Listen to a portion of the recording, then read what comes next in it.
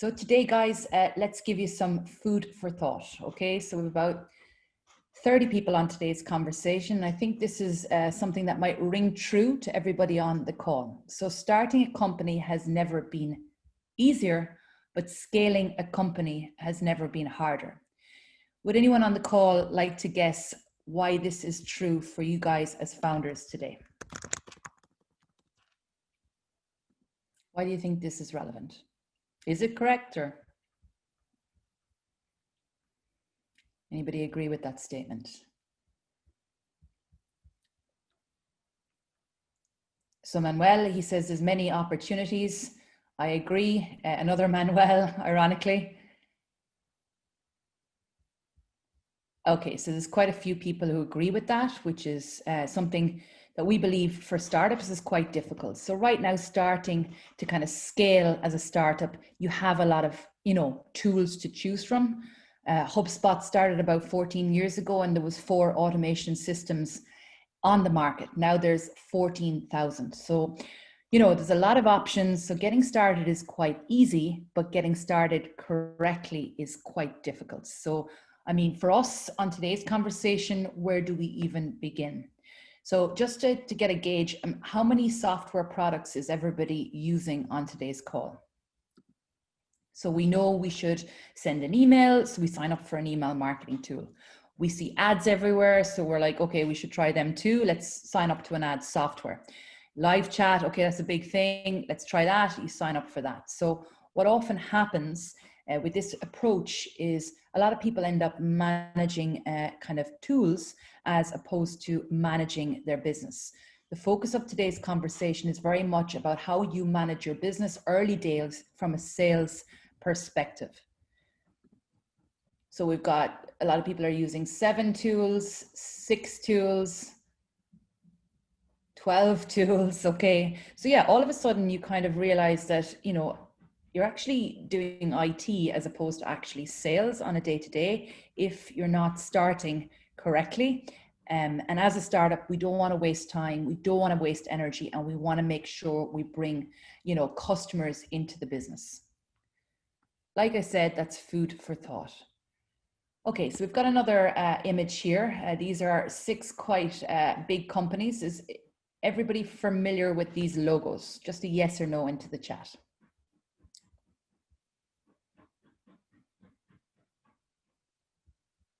Okay, Farhan, you know these all the way from Turkey, mostly. Magdalena, fantastic. Okay, so even if you know 1 or 2, some of them are American, some of them, we have a Swedish company there.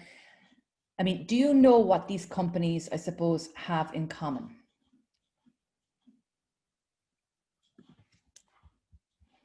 Any idea what you think these companies have in common?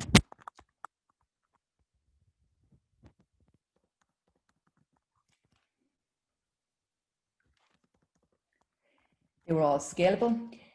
Their target market was almost infinite. Okay, so Farhan, you're definitely ahead of the class at the moment. Scalable, Andres, spot on. They use HubSpot. Susan, we wish they all used HubSpot, but unfortunately they don't.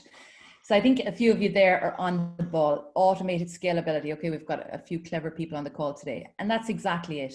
The common things with these companies are they're all IPO. They're all under 7 years in terms of growth, with this, which means it's a fast growth in terms of scalability, which, as Manuel said, is automatically usually due to, they've set their systems up correctly, and, they're actually gathering their data well, and they're scaling fast. So if you take, for example, Dollar Shave Club, not so long ago was bought by Unilever. So Unilever is obviously a huge company, bricks and mortar, and this for them was a good acquisition because they needed the data that Dollar Shave Club had and had created on their different people and customers over a short period of time. And they could use this data effectively to kind of gain more momentum in their organization. So if you take me, I'm based in Dublin. In the morning, I wake up, I say, Alexa, play my updates. I'll listen to, Spotify during the day. I used to, not so much anymore. Get, an Uber. So these kind of companies are built into my everyday life. And this idea of building yourself as a company into the buyer persona or persona that you're targeting's lives is an extremely important thing to do as an early day startup. Okay, so again, you have two images here. So the image on the left, is everybody familiar with this kind of funnel model? Yes or no? So Susan, straight in with yes. Okay, so everybody knows this image. So this image was quite, okay, we've got a lot of yeses in there. So this image was essentially the famous funnel model of a business where marketing would ideally generate leads, sales would close leads, and out pops the customer. And it was a very kind of a linear model that essentially worked well at the time, but maybe not as relevant as this model on the right is now. This model on the right is a very kind of Amazon focused model. It's called the flywheel model. Does anybody know this kind of flywheel model that you can see on the right? No, not yet, Manuel, not yet.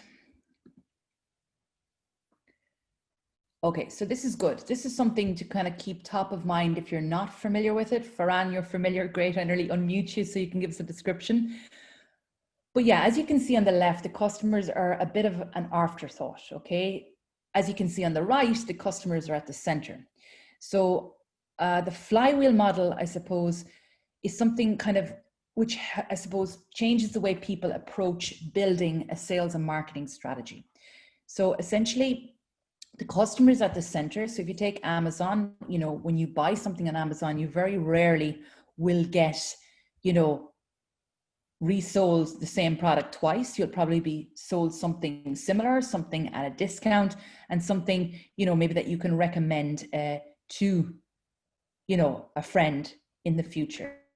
So the flywheel is something that, I mean, is an old model that was set up to kind of generate momentum based on the fact that different parts of a system were moving effectively. And this momentum builds and builds and builds.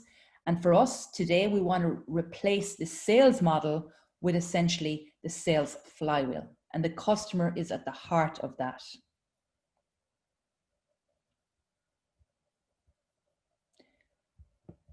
Okay, so just keep that top of mind and let's move to the next slide.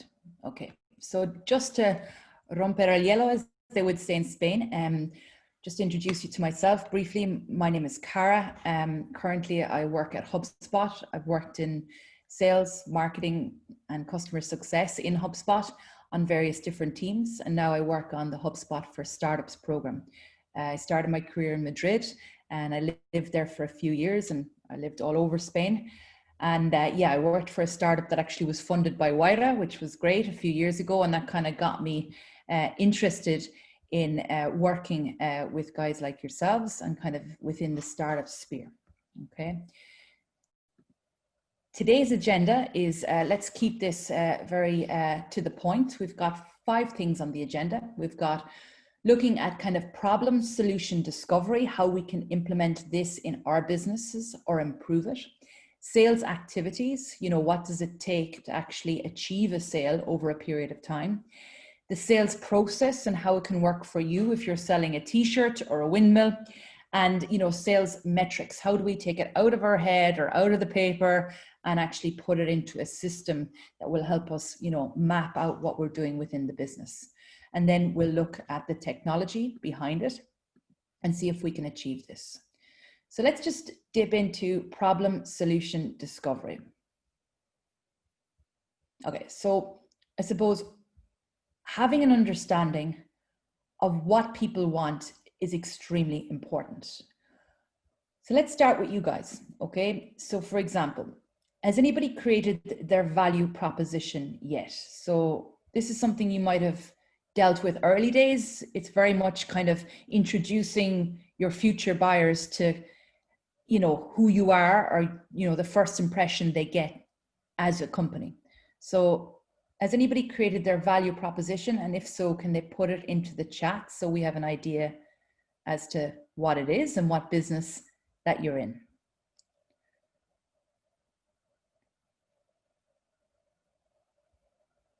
So again, the value proposition is really like telling people how your product solves for the problems they have, what benefits they can get from using your product, and I suppose why customers should essentially buy your product. So if you take, for example, Stripe, which is a famous Irish company, their value proposition is web and mobile payments built for developers. So it makes it clear that it's web and mobile payments, that it's kind of specifically made for tech-savvy businesses. Does anyone have an example of their value prop? Lyft is very simple, rides in minutes. Okay, let's get maybe one or two. Hubspot for startups is to help startups grow better. Okay, thanks, Manuel. Manuel is working in a company called eCustoms, and it's goods worldwide without frontiers. Nice, that's a nice one. Here we go, Magdalena is in Heron. We're an online platform for independent professionals to find clarity and accountability to keep them moving forward on the things that matter to them. Nice. Anybody else? Surely 2 out of 35. Okay, Ed Vidal. We provide press release distribution, including through social media advertising, iCrowd, Newswire. That's always useful to have. Alex, Small Tech, e-proctoring for a quality assurance in online exams. Fantastic. Andreas, Gobalo, digital strategy agency, digital empathy. I like that, as long as it's not apathy. Usazy recommends the exact size to users in apparel, footwear, and bicycles, complete analytical platform for e-commerce to optimize sizing, stock, logistics, and pricing. I love it, especially in these times. That sounds great. Carlos, in Dive, we digitalize the physical world, understanding what is happening in any video image, detecting objects, people, context, and behaviors apart from CCTV cameras. Okay, this is fantastic. So yeah, a very clear idea of what people are offering. So what we would say, particularly within HubSpot, when you're thinking about attracting the right people into this flywheel model and actually, making sure that you bring these people in early days, it's very important to employ this idea strategically. So a lot of people know about content marketing, inbound marketing, but this alone isn't going to deliver, I suppose, the right people into the business, into the website, into the sales funnel. So we want to make sure you create a refined content strategy early days. So if your goal is to drive, organic traffic or direct traffic or referral traffic, we need to make sure that we build the right system in order to bring these people in. The most appropriate place to start is the buyer personas. Make sure we understand the actual target audience that we're going after. So just on the call today, Enrique, womb guides women to make the right decisions about women's reproductive health. Thanks, Enrique, that's a good one. Jarbas is frame your selfie, providing branded photo souvenir while capturing data for your marketing purposes. So a wide variety of value props on this call today. So how many people have created a buyer persona? And if so, how many buyer personas have you created? So again, this is a fictional, generalized kind of representation of our ideal customer, but they do help us understand better and kind of help us tailor what we're doing to those needs, behaviors, concerns, and kind of help us save time in the future.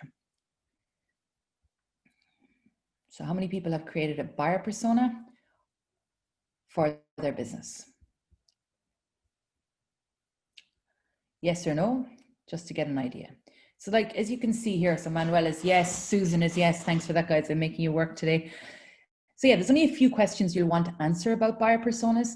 And this is something, a lot of people, I suppose, early days will kind of not do or overdo.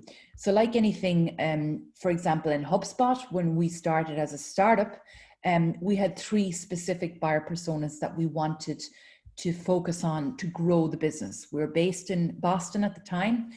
We knew that Marketing Mary, as we called her, was a lady that would essentially buy our product. She worked in a small, medium-sized business and she did marketing. We also knew that Enterprise Erin, as we called her, would buy our product. She worked in a large company, had a marketing team, and would use the product. Also, we believed we wanted to, sell into countries like Italy, Spain, the MENA region globally. So it was very important to have agency Ian who would resell our product into other countries. Now, we didn't have a lot of money, so we couldn't actually effectively go after these 3 buyer personas. Does anyone, Farhan, maybe know which buyer persona we decided to focus on early days? Was it Marketing Mary, Enterprise Erin, or Agency Ian?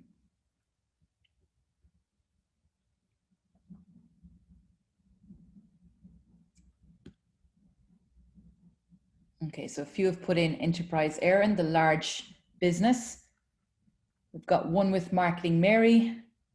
Any reason why you think we would have chosen Marketing Mary?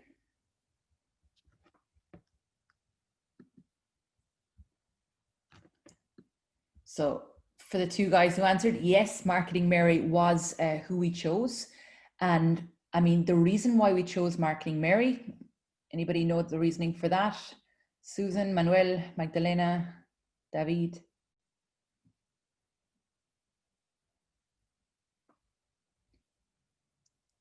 So at this time, she was easy to go to market. She was closest to the decision maker. She would be using the product, which means ideally retention would be high.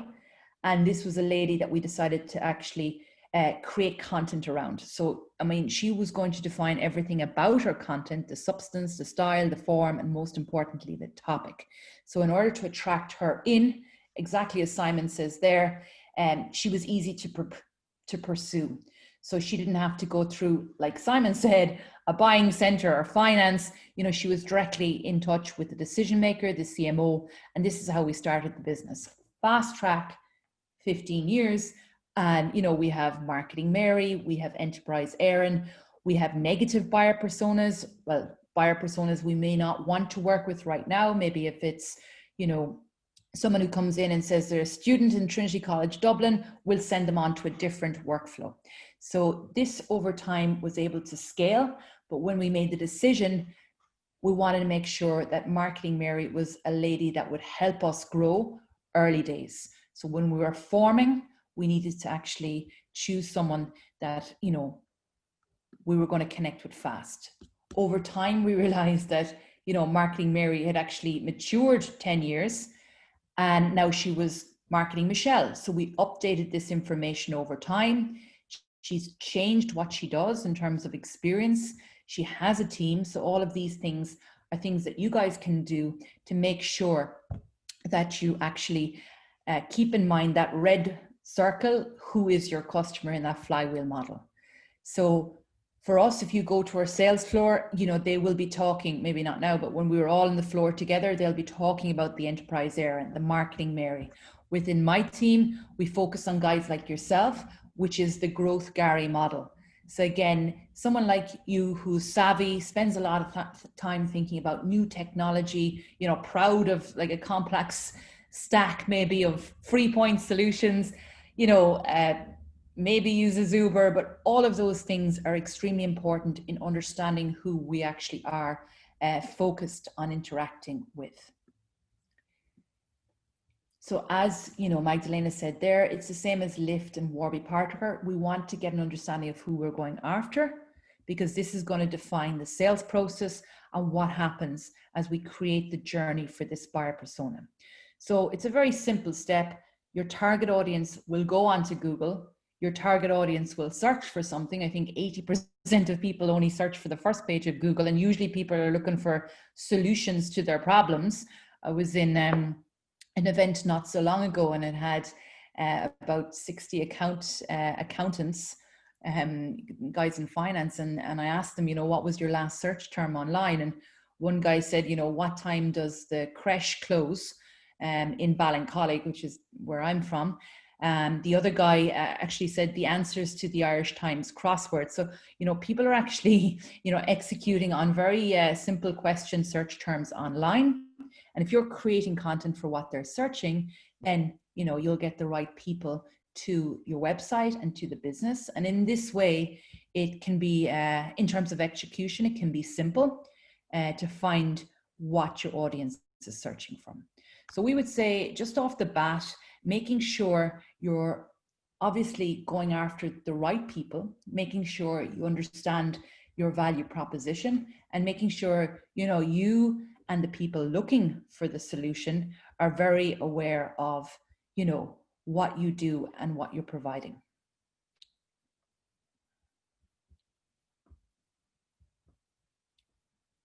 And again, over time, you're able to identify, you know, if your buyer personas are changing.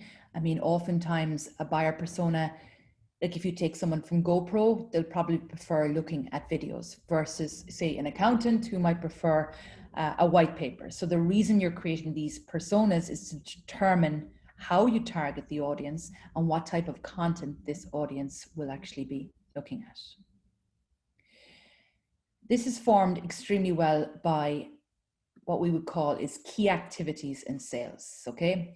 So again, guys, just to put it out to you, who has experience with sales?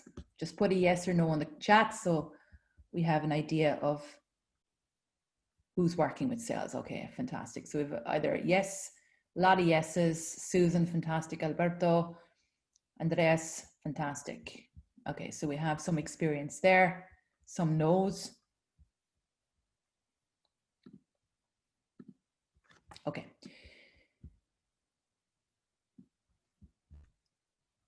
So in terms of sales, what we've got here are a list of sales activities. Okay, it's obviously a very linear looking list. If anyone's ever read The Wolf of Wall Street or the Challenger sale, it really goes through this step process in terms of managing sales activities.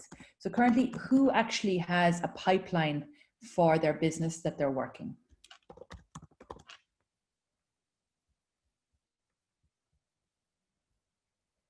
Okay, so we've got a few. Me, Andreas, great.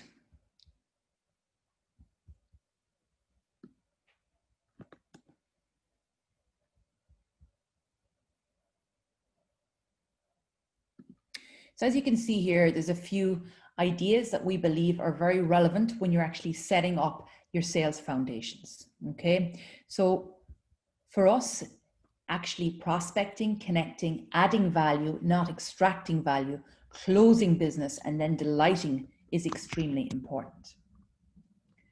So understanding where your prospects live is vital. So just to put it to the call, within the people on today's conversation, in terms of prospecting, how are people doing it? Are they looking at the usual LinkedIn?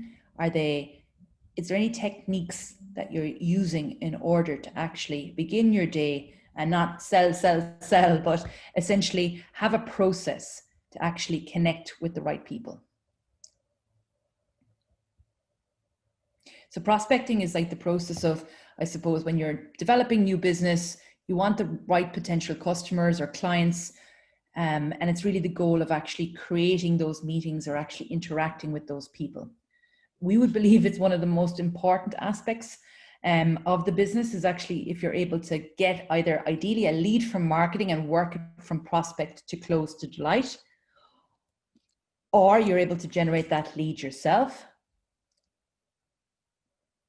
But I suppose leads are potential customers who've kind of expressed their interest in your company or services through various behaviors, such as visiting the website or subscribing to the blog or downloading the ebook. And leads become prospects if they're qualified, and then they kind of align with your target audience and your buyer personas.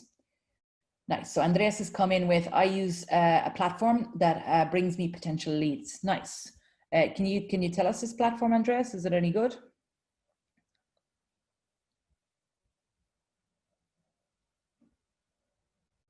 Sortlist. Okay, nice. That's great.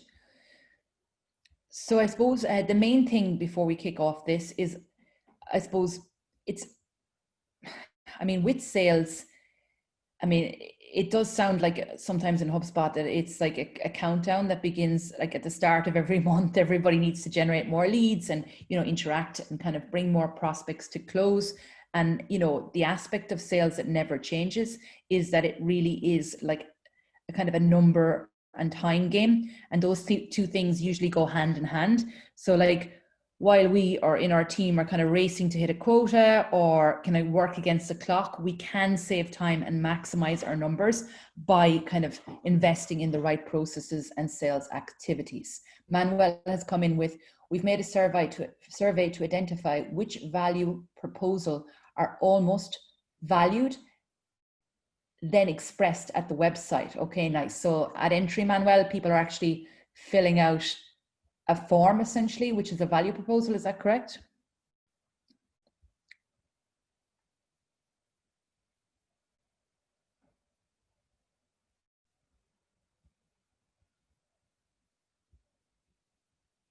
Exactly. Okay, so to get an understanding of how this process would work in terms of activities, it's very important to look at the funnel. Obviously, research is extremely handy if it's identified the POC on LinkedIn, if it's email outreach, video outreach, or voicemail outreach. It's very important to have qualifying dimensions, which is like a set of criteria to evaluate, like Manuel has done there, the probability that this lead or prospect will become a customer. For startups, it's extremely difficult to leave a deal on the table. We want to work all the leads, but making sure you qualify the dimensions earlier. You use a customer relationship management system that allows you to keep track of potential or existing customers is extremely important. So with prospect, getting to a connect is extremely important.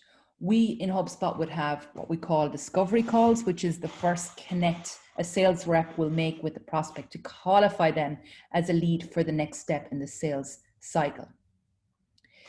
So as you can see here on this connect call, we would, establish a rapport, goals, plans, challenges, timelines, and next steps. This is something we're going to go through, but it's really identifying, any pain points or objections, the customer may have, and adding value to this as to how we can provide a solution. The close is the favorite one when, buyer personas are obviously ready to buy, and then delight, make sure the customer is satisfied via an onboarding process that will retain this customer long-term. So again, there's lots of ways to prospect, which would be cold calling, which is often, unsolicited. We would be more in favor of warm emails or, LinkedIn outreach to explore a relationship with a kind of a lead who's already had a connection in common or expressed kind of a familiarity with the product. I suppose social media is important to build that relationship, and then, making sure that you've researched the prospect. So this is something we're going to look at in more detail and give you more guidance on. So let's move the next step. Let's dig a bit deeper. Okay, so this is just one I took before the call. Maybe some of you guys actually know him. He's Felix Lopez. He is currently working in SEC Lab, which is, a small incubator within Madrid. What are the benefits of seeing this information on Felix? Does anyone want to answer?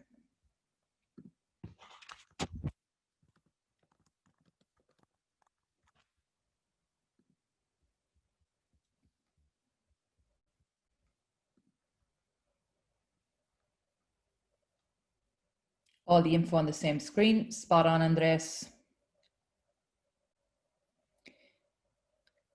So yeah, you have everything in one space, okay? So you can immediately see if you're in sales, you're marketing, or you're simply, a one-man band founder, exactly, the relationship that we currently have with Felix, how we can reach out directly, the pages he views.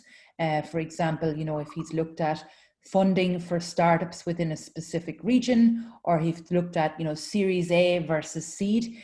I suppose this helps us and the sales team kind of review the details and make it much more targeted and kind of educated in terms of follow-up. Also, knowing how many pages that he's viewed kind of signals how hot the lead is. or, you know, how interested the partner is. You can see all the conversion forms completed, the social media details, the campaigns he's in. And like, you know, very simply, what Andreas said is everything is in the same place. So this is something that gives us access and visibility to reach out in real time. People are, you know, they don't have as much patience before as they are now as they had before. I was in a lift there one time when I was in the UK about a year ago, and the lady in the lift was complaining via TripAdvisor about how slow the lift was. So again, you know, people are actually very limited patience. They are more used to, obviously, you know, getting fast responses themselves done online. So this is something that will help actually provide a more streamlined process. So I want to introduce you to, say, like a generic, we can call him Manuel maybe for the sake of the audience, or in Ireland they would say Sean, but I'm going to introduce you to Timmy. And this is like your average IT buyer, just to give you a look at how you go from buyer persona and the journey you take. So this is what kind of Timmy's purchasing history used to look like back in 1999, for example. So again, that kind of very straight line selling, the conference, the sales, the on-site meeting, the purchase, the happy customer. We all know this. You've got your awareness, consideration, decision. Again, all very linear. Relying heavily on sales. So again, like in the past, in a world where prospects really didn't know or could figure out solutions to their own problems via a simple Google search or looking at their blogs, you know, this was something that people would actually use salespeople because they could identify their problems and kind of take them through a sales process. But if you fast forward to 2020, as you can see here, which we've all, you know, been privy to, you know, Timmy or Sean or whoever will scroll through LinkedIn, you know, one evening, maybe probably on his iPhone, finds an interesting post, clicks on it, lands on a blog, realizes he needs to take action, becomes informed, so he discusses this with his team. So he's like kind of identified his problem, you know, he's obviously doing some research, telling his team, he's going to follow up even further with Google, downloads an ebook, etc. So like oftentimes the journey of someone in terms of sales will look like this kind of S-curve, so a bit like this. Even better, if we're providing those experiences that we thought of, you'll have, you know, ideally sales calls within there. So as you're progressing through the journey, you'll be in touch with different people in the business. So you're switching from kind of sales to marketing. You've got then and you've got now. So again, just kind of bringing home, everybody knew this funnel model, but we believe you're going from this to this. So you got your strangers to prospects to customers to promoters.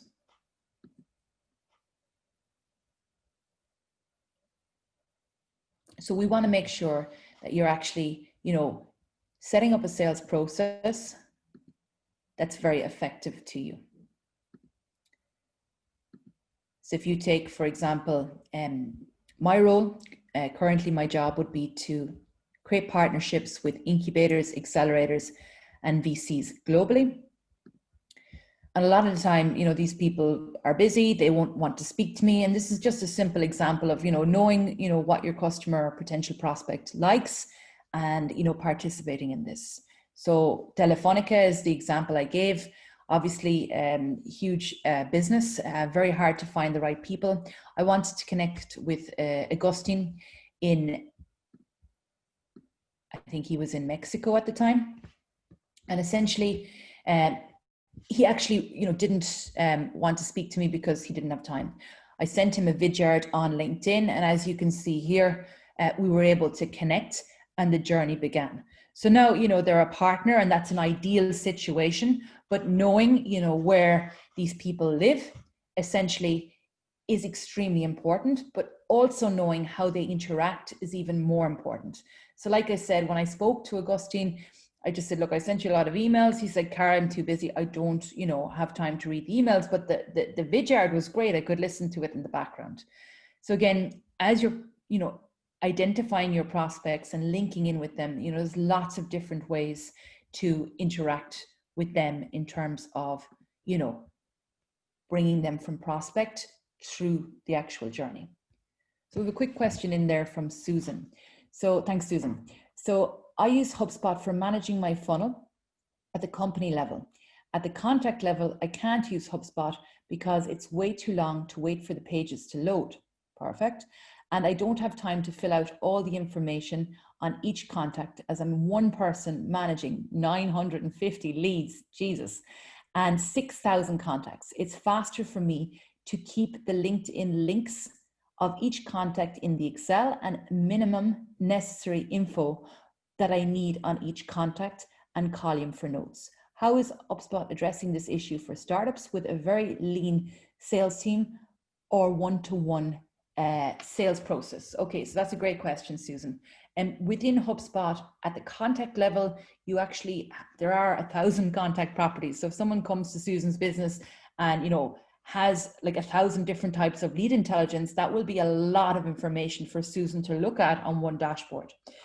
So what I would say is at each contact level, you have like a filter, and you would like untick the filter just to view what you need at the contact level. So again, Susan, I'll put this into the inbox so you can look, but you can basically filter contacts on all their lead intelligence. So if you need the first name, the last name, and email address, you can just filter via that, and that will stay within there. So like that's the specific information that you've customized to see within your HubSpot dashboard. Okay, and I'll follow up with you with more information on that, but I hope that helps. Okay.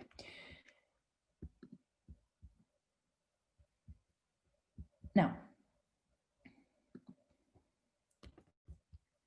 so again, we've identified who we're going after. We identified we need to, have a process, and we've identified, when we connect with the right person, it's really important to run a solid sales call.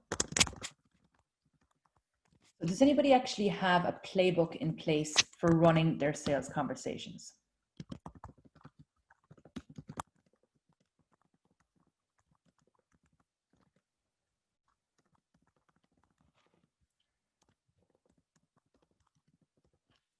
I just put my email in there, Susan, if you want to reach out after the call. So understanding how to, okay, Andreas has put in no, that's great. So understanding, I suppose, how to run a good sales process is extremely important.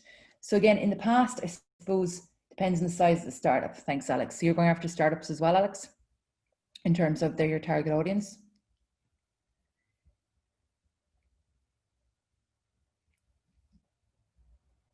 Perfect. So again, like if you take, like just go back a long time ago, you've got IBM, which like revolutionized sales with this kind of introduction of BANT, which is budget, authority, needs, timeline. And this was something that worked very well when people didn't have Google. So salespeople were, like almost trusted.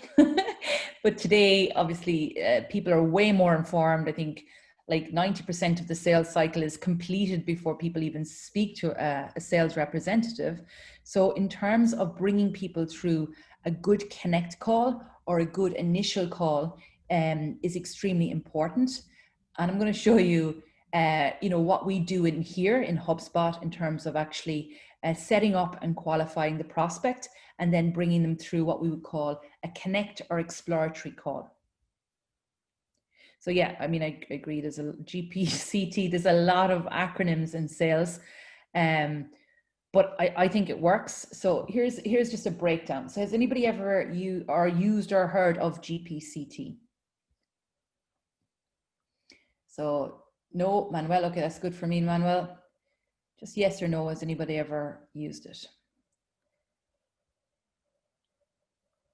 Okay, so that's good. A lot of no's, that's good.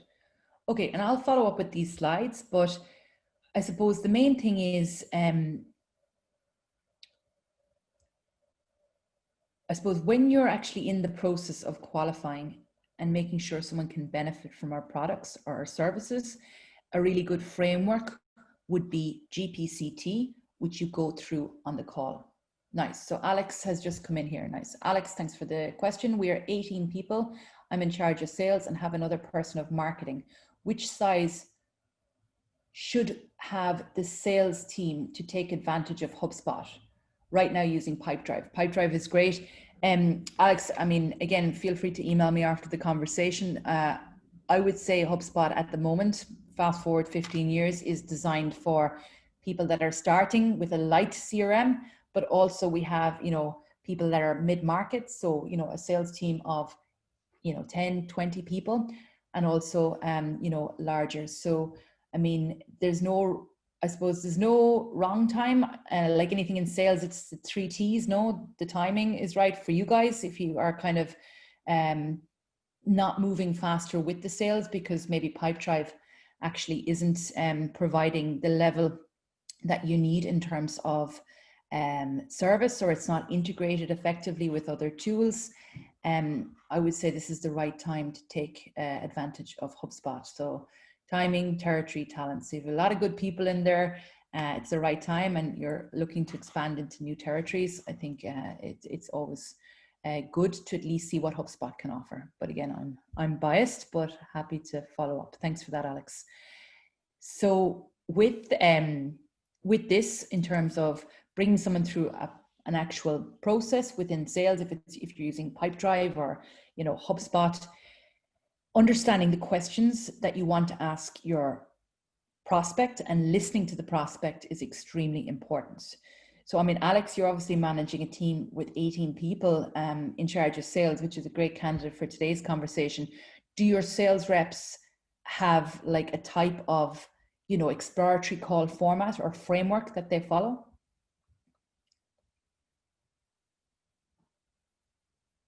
Just yes or no?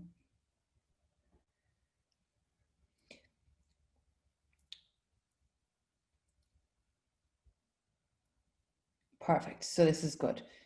So again, I mean, whether or not you have a framework, it's always, I suppose, relevant to have an understanding of how the conversations are going. We'd use Gong ourselves to actually record our sales calls, and we'll actually go through them, you know, at the start of every month with the team and see, you know, where we could have optimized or done better, or what calls have done well.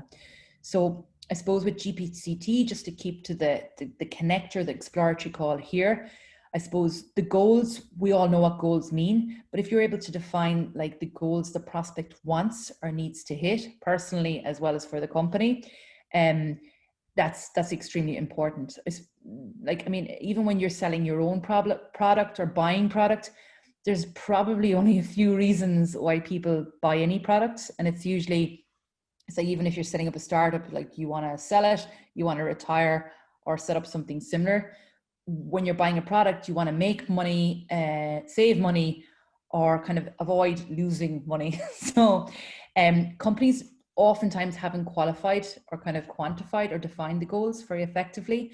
So, you know, they might have high level goals, but they don't relate to their day-to-day metrics.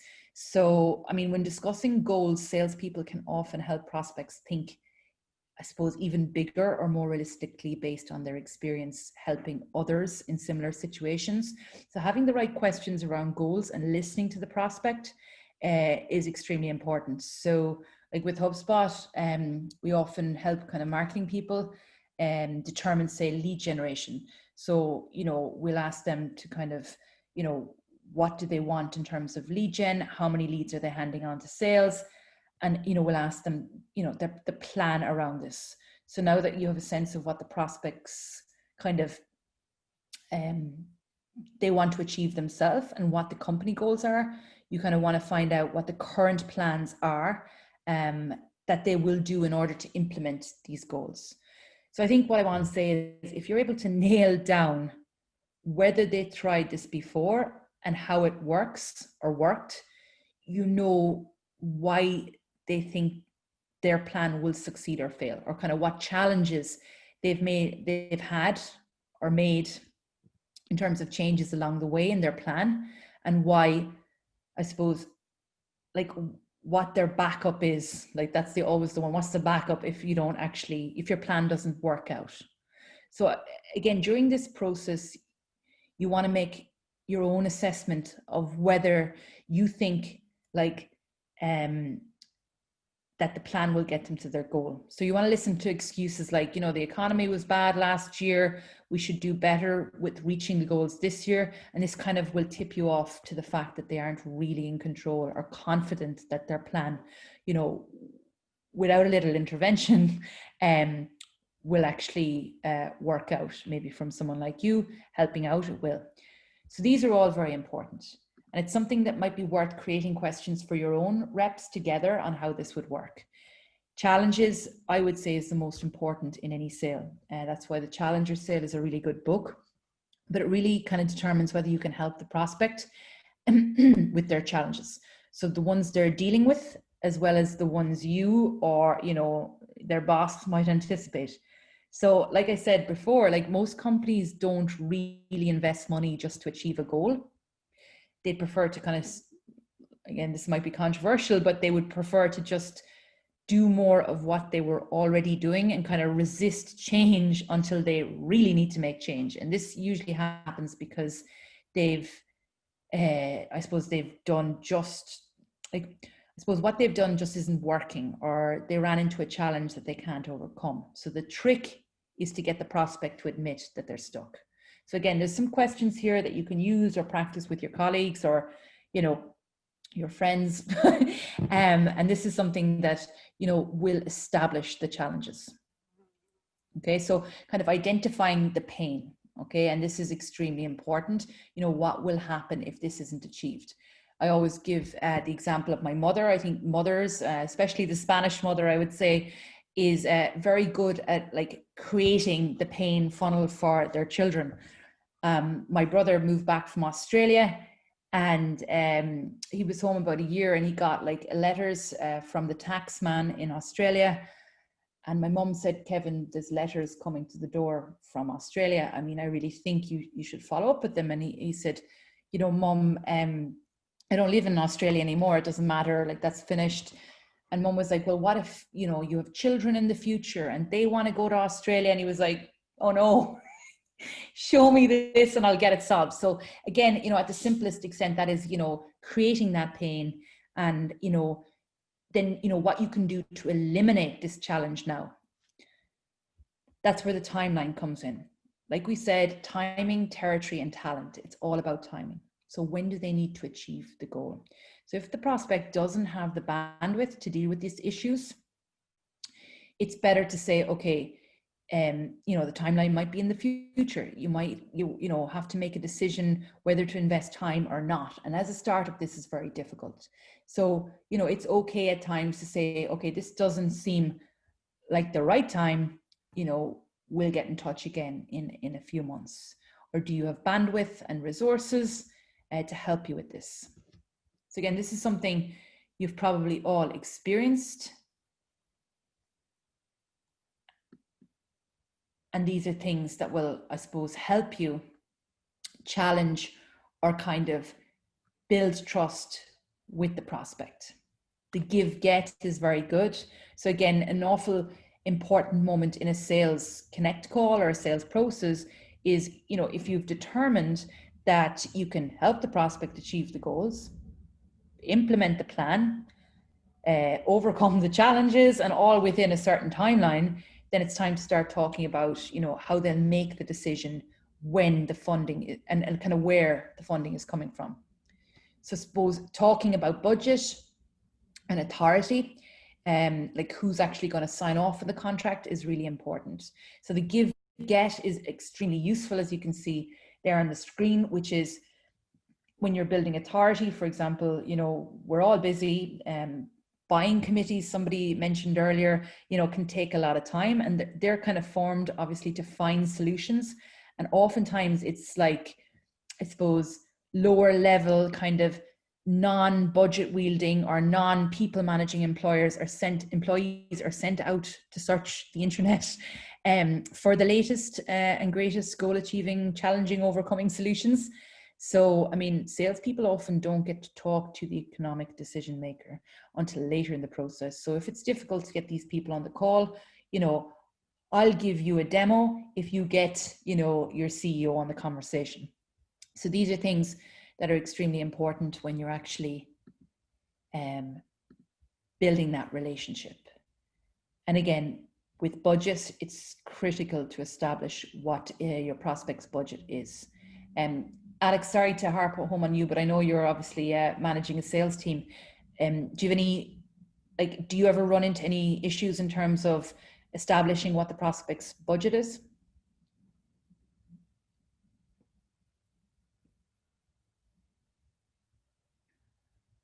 Or anybody on the call? I mean, is that it? I mean, we're all like kind of smaller size business. Yeah, Alex has come in. Yeah, it's not easy to get. I agree, Alex. Is anybody else in a similar situation? I mean, I think the two ones are getting like the budget and getting like, you know, the right person on the call. Anybody find this difficult? Magdalena, Javier, Susan?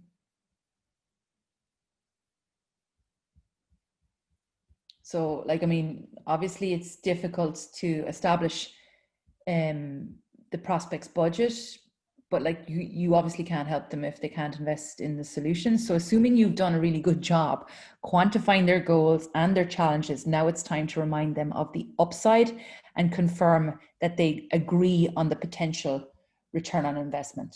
Very difficult as it is a negotiation tool for pricing. Exactly, Javier, I agree. So Javier's come in with very difficult as it is a negotiation tool for pricing. 100% agree. So, I mean, I'm going to follow up with a bundle of content, like not a big stack of content, but stuff that will help you with budget. But I mean, in order to understand the budget, we should find out what they're spending money on and if they're investing elsewhere to solve the same problems, and if it's working or if it's not working. And, you know, you have a solution that can do it more effectively or efficiently, and both within a budget. So, you know, quite often I'll hear sales teams like, you know, we've established that your goal is X and you're spending Y now to try and achieve X, but it's not working. In order to, you know, bring us on board, you'll need to invest in this, because this is pretty similar to that. And you're more confident that our solution will get you to your goal. You know, does this make sense to come on board? So all these things are very beneficial. And I suppose the takeaway there is have a framework in place, have the questions available based on previous calls, based on the process that you have. And like we said, you know, a mistake many buyers and sellers make is thinking kind of that they have the right way to sell internally. By having the right way to sell this internally is to make an internal conversation. But it's really important to make sure that you're guiding the process with the influencer. So questions like, you know, are the goals we've discussed important to the economic buyer? What concerns you anticipate they'll raise? So all these are important in terms of, you know, getting to the decision maker and, you know, making sure you start from the beginning of the process and don't assume that the goals you've uncovered in the organization based on calls are the top priorities of the person you're talking to. So I would go over goals, plans, challenges, timelines, a bit of budget authority, and then confirm that you understand their world, and then emphasize the ROI of your product. So Nicholas, could you send us a copy of the presentation to our emails? Absolutely, Nicholas. I can do that no problem. So again, what is your sales process? No problem, Nicholas. I mean, with all of us, we mentioned at the start, you know, if you're selling a t-shirt versus selling a windmill, it's going to be a lot different in terms of sales process. So with the guys in the call, I mean, a lot of people have pipelines built, sales process in place. There's a lot of stages with different types of businesses. So can anyone tell me how many stages they are currently managing within their sales process?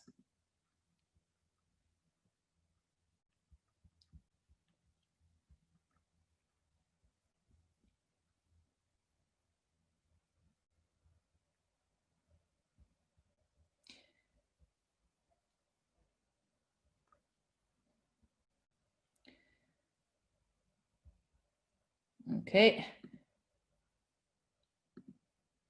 Okay, so let's just take a look. I mean, a lot of times people will have, 10 to, it depends on, what, I suppose, business that you're closing. But I suppose the benefits of processes is to apply, like the benefits of processes in business in general is, is to apply to your sales department as well. Like, so a sales process will complement the business, the sales representatives, the customers, the products, the service, and ideally boost conversions and close more deals.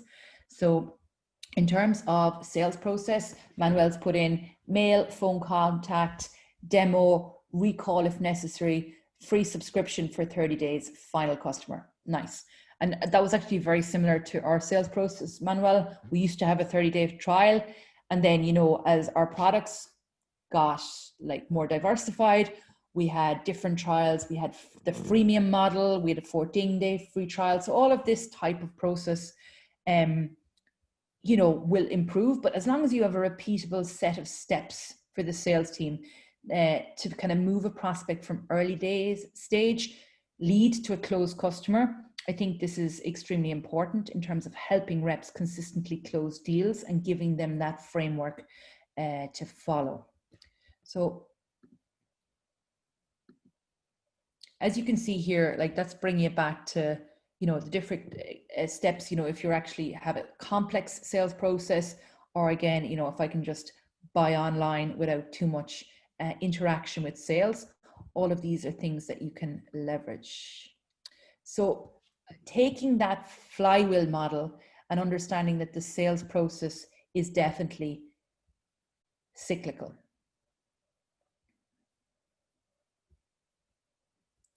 So again, you've all the different areas, questions under each area, and how essentially those areas can be optimized. For most salespeople, managing objections or handling objections is, not uncommon for prospects to have objections with like usually the proposal or presentation. It's usually expected, but kind of handling them well is quite difficult. So listening to the prospect's objections and obviously being able to manage their expectations. I'm going to just put a link in the chat there, might be relevant. But yeah, these are different ways you can respond to those objections. Like, it's too expensive, I've no money, no budget, I want to use this somewhere else, I don't want to get stuck in a contract. These are all things, if you're working in sales, you hear regularly and often. And this is something you should expect to hear. But I suppose successful reps learn early how to resolve these objections. That's something with objection handling we would practice regularly, and maybe have a look at that link and bookmark it. So managing the sales pipeline, as you can see here, again, the same vision as you saw of Felix Lopez is very important. So Enrique, I agree with Nicholas, it would be nice to have the presentation through our emails. No problem at all, I can do that. Again, as you can see here, you've got like the different deal stages. So lots of business will manage, partner pipeline deals. So there'll be various, different types of deal pipeline within your CRM, or maybe just one to start with. So sales pipelines, in terms of, I know a lot of people on the call, maybe in particular Alex, are extremely important for sales leaders and CEOs. You control and have more visibility in terms of what's happening with the revenue, which can make or break any startup. So to be able to look at a healthy pipeline is fantastic, and assess it and manage it over time. Like every month, we'll speak to our reps about the forecast. We always know, like, if the rep isn't able to tell you where the deal is in a pipeline, they're not managing their pipeline correctly.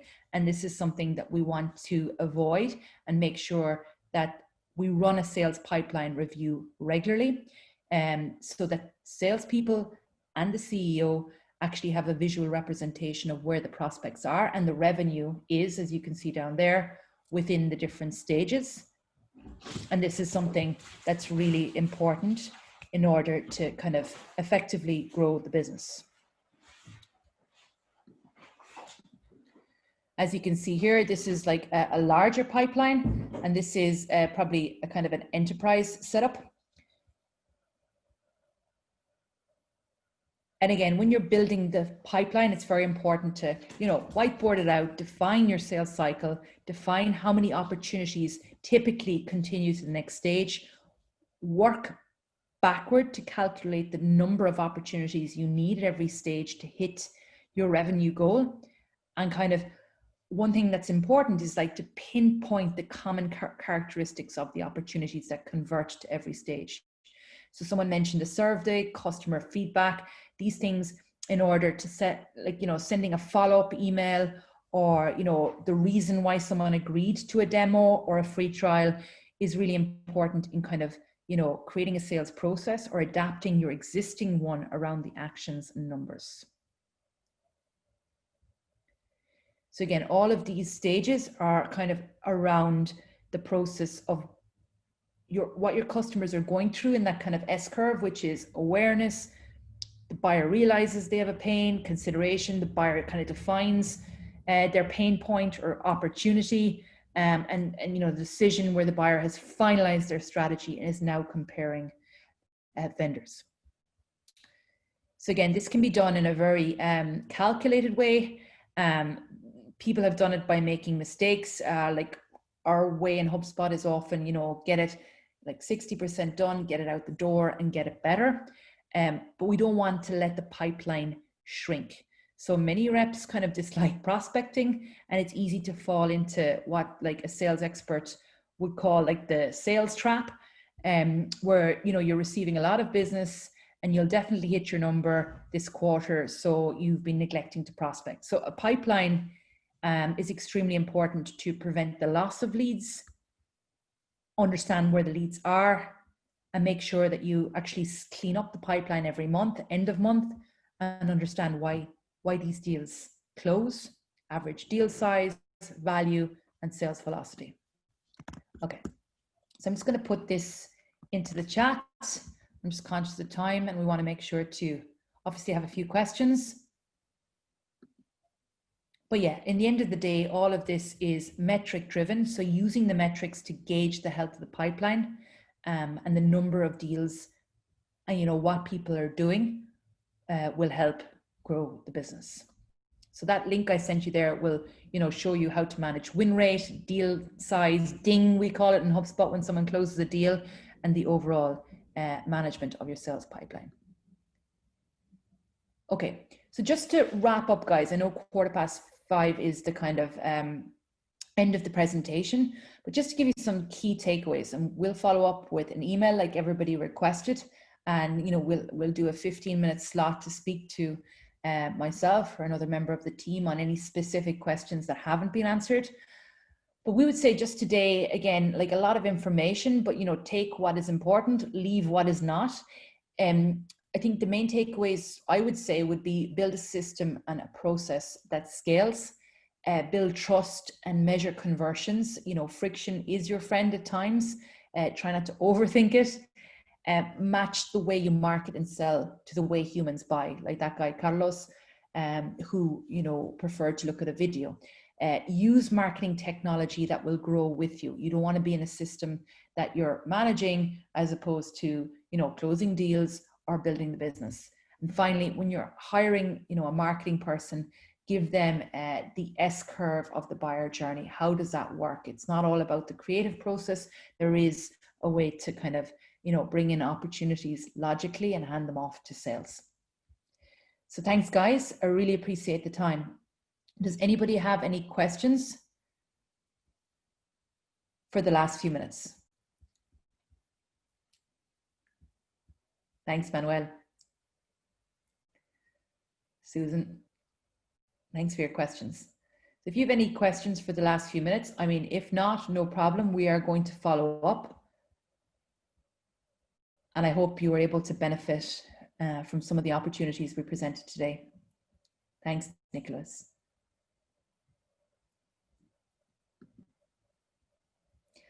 Thanks, Farhan. Nice food for thought. Gracias, Javier. Thank you, guys. So we've had about 35 people on the call. Like we said, we will follow up, and we really appreciate the time that you gave today to take this conversation. Have a lovely rest of day wherever you are. Ciao.